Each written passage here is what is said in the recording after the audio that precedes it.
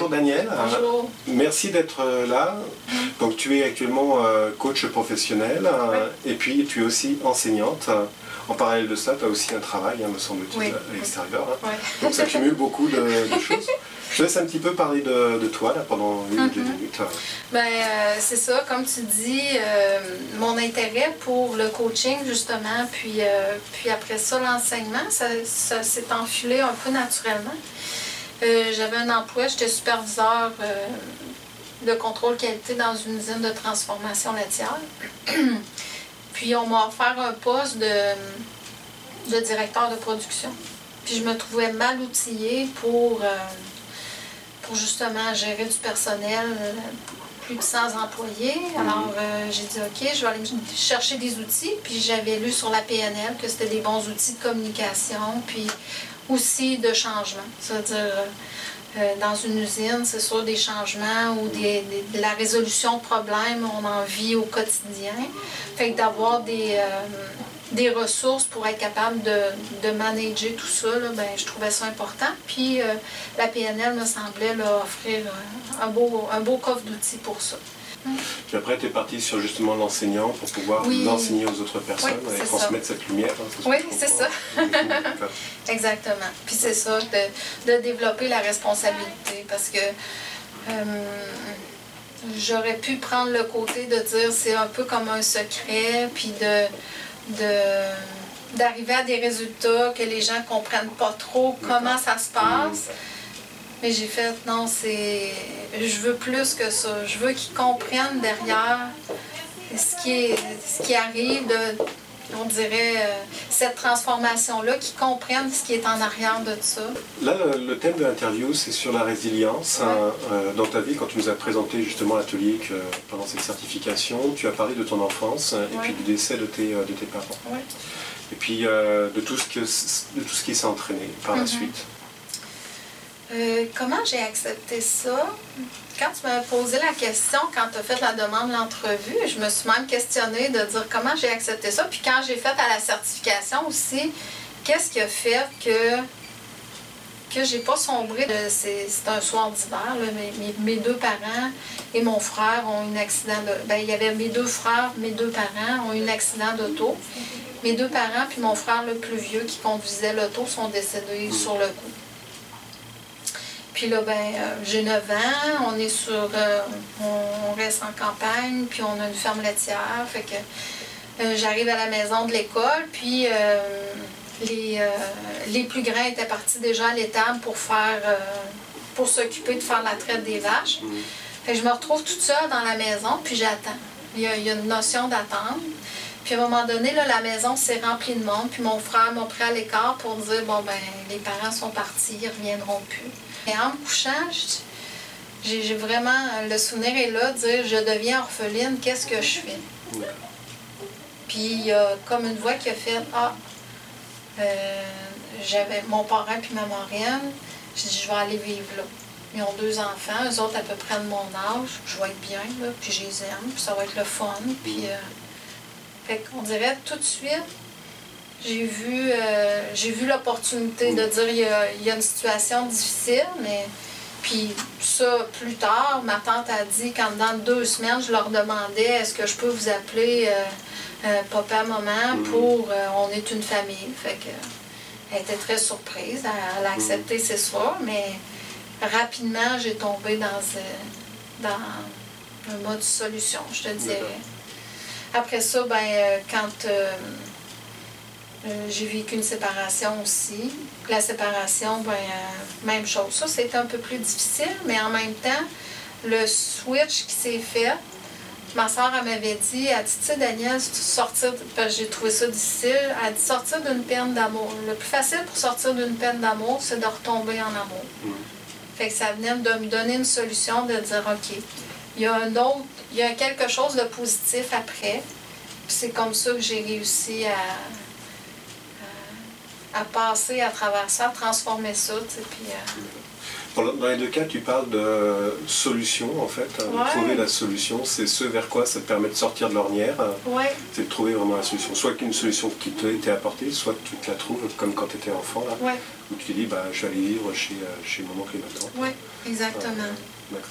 Après ça, ben, en 2011, une autre épreuve assez surprenante, si on peut dire. Ma maison a pris en feu, puis ça a été une perte totale. Le soir, on est arrivé, là, puis ce qui nous restait, c'était les vêtements qu'on avait sur le dos. La maison était barricadée. Puis encore là, j'étais au travail le matin, c'est arrivé le matin. On m'appelle au travail, puis là, ils me disent, c'était un superviseur qui est venu me trouver, puis il a dit, Danielle, ta maison est en train de passer au feu. Il dit, c'est pas des jokes que je te fais, il faut vraiment que tu t'en ailles chez toi. Puis moi, les enfants étaient dans la maison. Ça fait que je dirais, ma peur, c'était qu'il soit arrivé quelque chose aux enfants, que les pompiers n'aient pas eu le temps de les sortir, qu'ils aient été brûlés gravement parce qu'ils ont sorti, mais il y a eu un problème. Ça fait que je me disais, faites que les enfants soient corrects, puis le reste, là, on va s'arranger. Fait que quand je suis arrivée, là, ma fille, c'est la première que j'ai vue.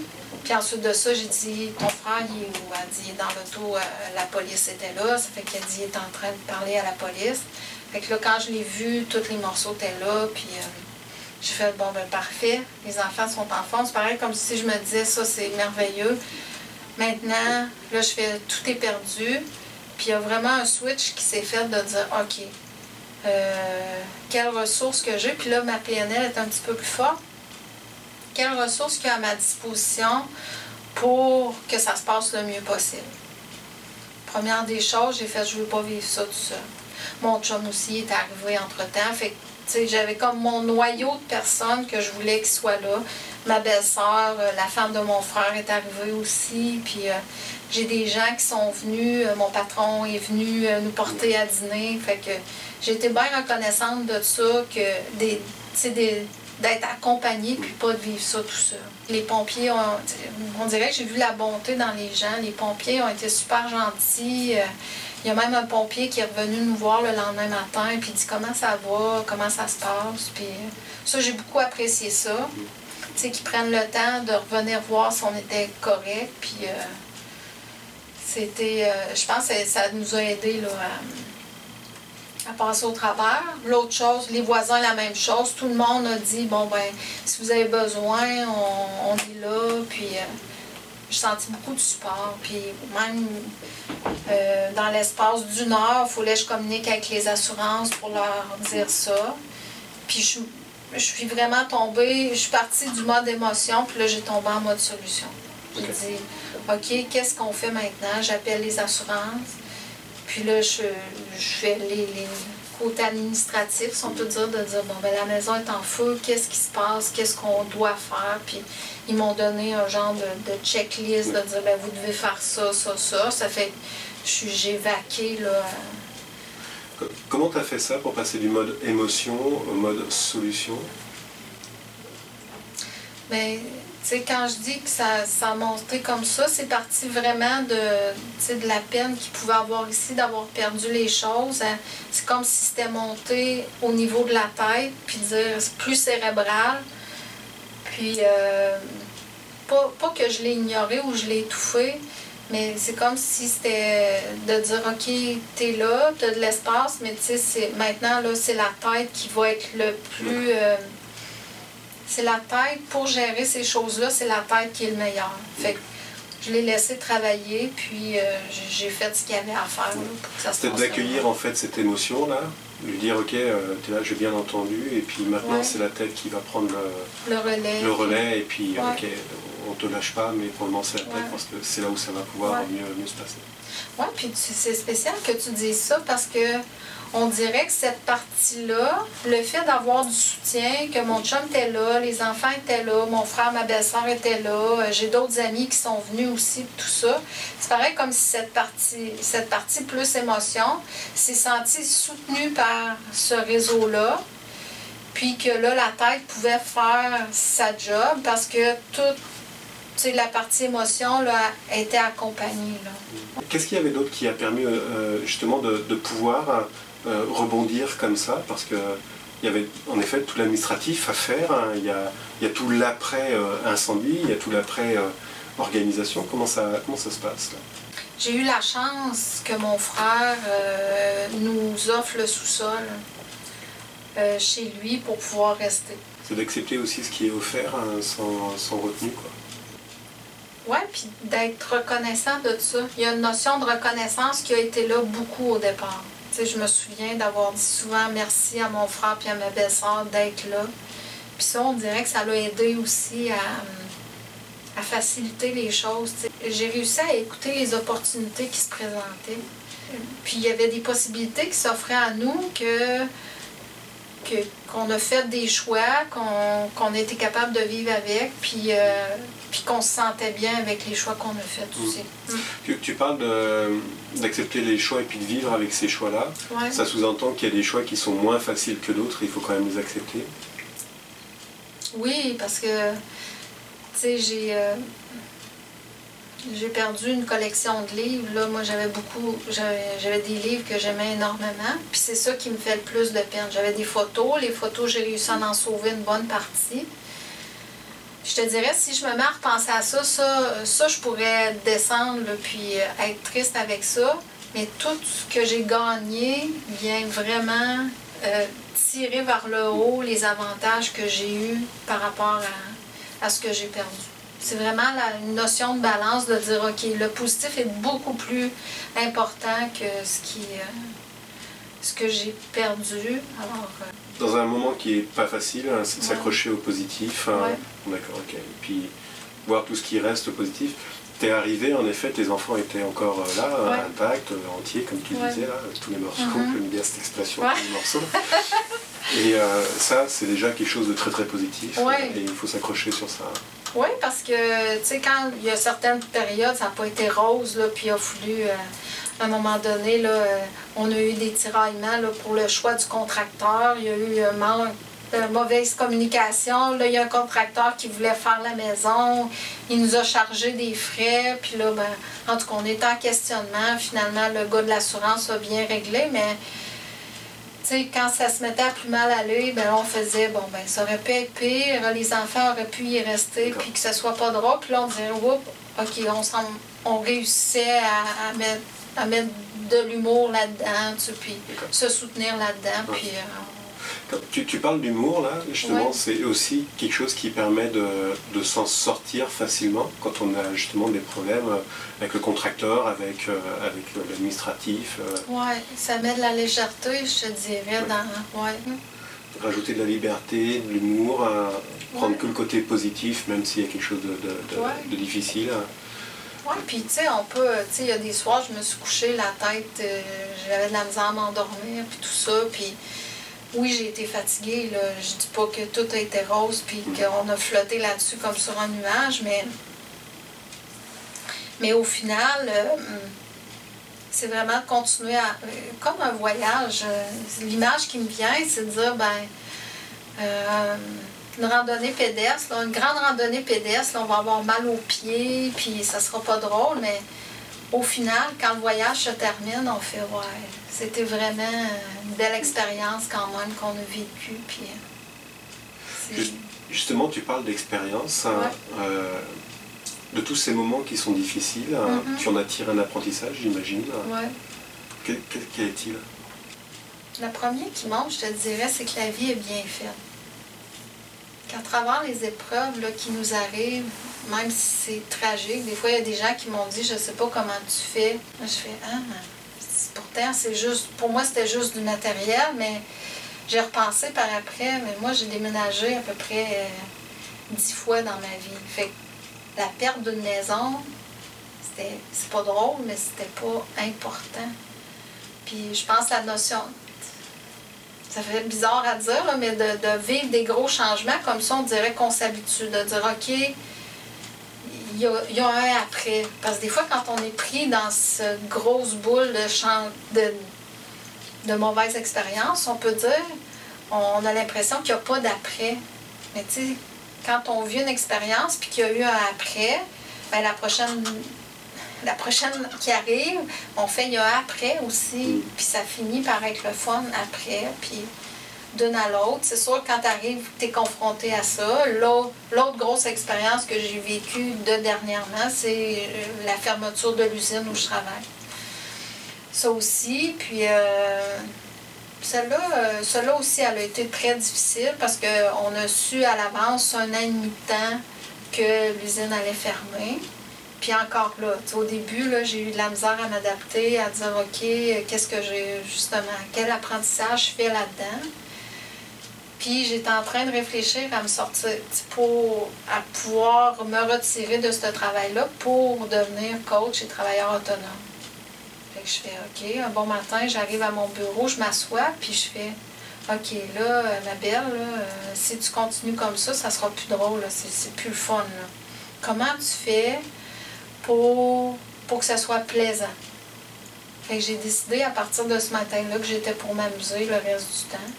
Tout ce qui faisait mon sentiment d'appartenance à l'entreprise, je l'ai rangé. J'avais eu une reconnaissance, vu que ça faisait 20 ans que je travaillais là, je l'ai rangé. J'avais des photos de collègues, tout ça, j'ai tout rangé ça. Puis, je me suis dit dans ma tête, maintenant, je suis un travailleur autonome. J'offre un service à l'entreprise pour la prochaine année. Puis, à partir de ce moment-là, il y a comme une légèreté qui s'est installée. Puis ça a beaucoup facilité, justement, le reste du temps que j'ai fait. Puis en le prenant, justement, comme ça, que le travail, que j'étais un travailleur autonome qui offrait un service, bien, ce que ça l'a permis, c'est de dire, de me détacher parce que j'étais beaucoup attachée à mon travail. Tu parles beaucoup de détachement, en effet. Ça, c'est une notion qui revient aussi souvent, légèreté, détachement. Ça permet beaucoup de relativiser les problèmes. Ouais. J'aime bien l'exemple que tu as fait de dire, en effet, OK, je me détache, je deviens un travailleur autonome pour l'année qui vient. Ça permet de changer de perception par rapport justement à ton entourage. Ouais. Puis encore là, avec les collègues de travail,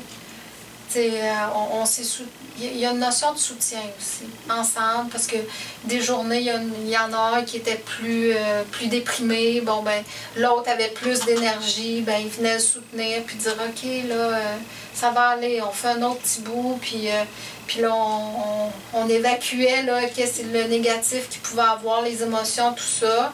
Puis on se soutenait, puis on faisait un autre petit bout. Puis une semaine plus tard, c'était un autre qui était plus bas. Ben OK, on se relève. Puis ensemble, on est arrivé au bout, puis on a fait OK, on a passé au travers. Ça rejoint un petit peu ce que tu disais tout à l'heure quand tu as eu l'incendie, là, où le fait d'être entouré, de se soutenir, etc., c'est quelque chose aussi qui aide. Oui, oui. Un peu comme tantôt je disais, de prendre ce qui se présente, puis de voir l'opportunité, puis faire OK, ben c'est celle-là qui se présente, go, allons-y, puis faisons un bout avec ça. Voir les opportunités en fait qui se présentent quand il y a un moment qui est difficile. Oui, c'est ça, parce que c'est sûr que quand les moments sont difficiles, on aurait tendance à penser qu'on voit noir, puis la lumière n'est pas là, mais j'aime bien l'analogie de dire qu'il y a toujours une lumière après le tunnel. Fait que, si on est capable de focusser au bout du tunnel, il y a toujours une petite lumière qui pointe puis qui fait qu'on peut focusser puis dire OK, si je suis le mini point que je vois, je vais finir par m'en sortir. Puis plus on regarde le point, plus il s'agrandit, plus à un moment donné, on voit vraiment la grande lumière. Puis on a passé le tunnel, puis on l'a peut-être pas trop perçu, la peur. Comment est-ce que les gens peuvent faire, les personnes qui vont nous écouter, peuvent faire pour se dire OK, il va y avoir une lumière après? Comment ils peuvent faire?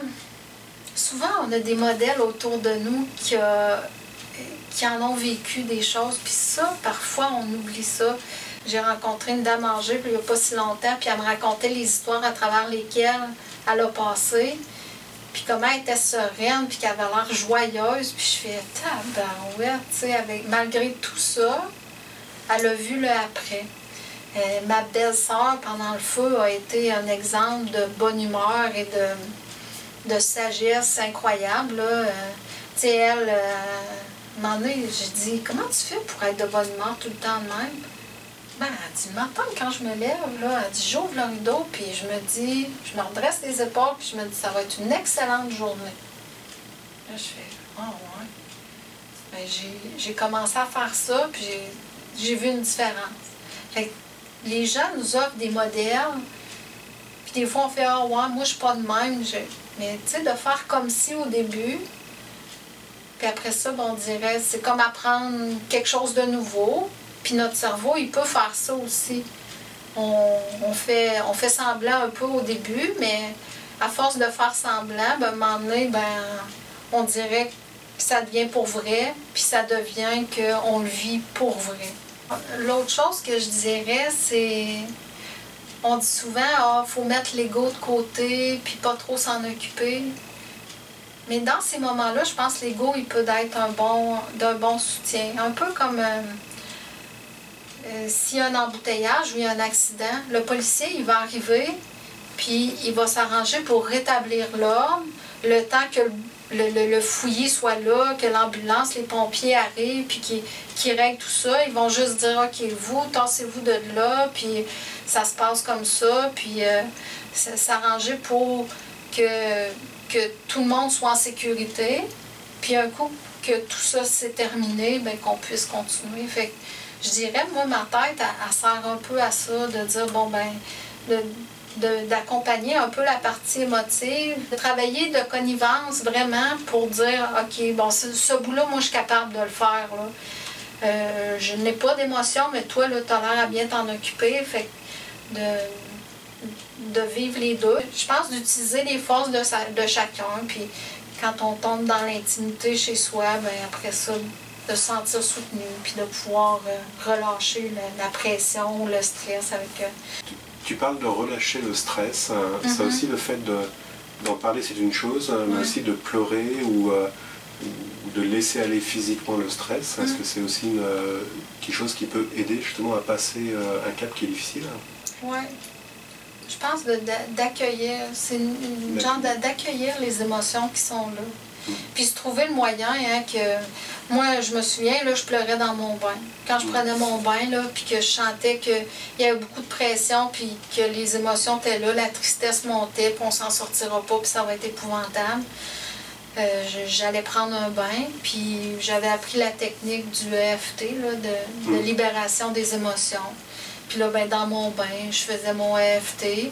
Puis quand je sortais du bain, ben, tous les outils de la PNL, les changements de perspective, comme j'expliquais tantôt, libération par EFT, de me faire coacher pour me faire accompagner, ça a tout été des ressources que je me suis permise pour justement, en sachant que c'est là pour ça, ben, de passer à travers ça le plus rapidement possible. Parce que j'aurais pu... Après coup, j'aurais pu avoir une bonne dépression, puis ça aurait pu arriver quand même, mais je me suis donné le plus de moyens possible pour me soutenir, parce que pour moi, c'était... je voulais pas aller là. Fait encore là, je me suis laissée tirer par le positif, puis dire, OK, c'est quoi les moyens qu'on a? Puis, OK, bon, ben j'ai une amie qui fait de l'hypnose, ben j'étais allée la voir, j'étais à Coaching Québec. Puis ça aussi, ce que ça l'a aidé à faire, c'est de créer une distance avec le problème. Ben, le problème ou la situation.